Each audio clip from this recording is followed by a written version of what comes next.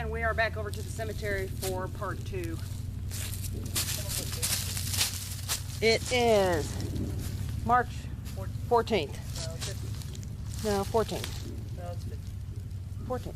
15th? Friday the 13th. Okay. March 15th, 2015. See if I can get my chainsaw started.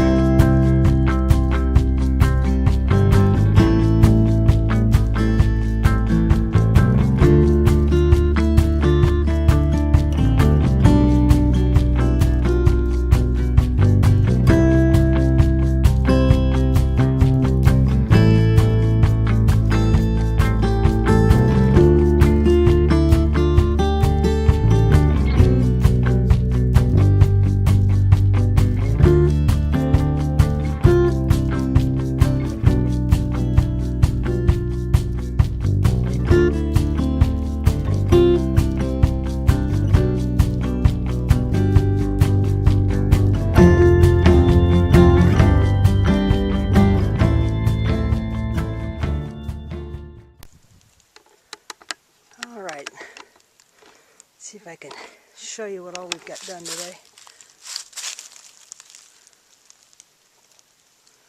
We'll go on down that direction next time we come back.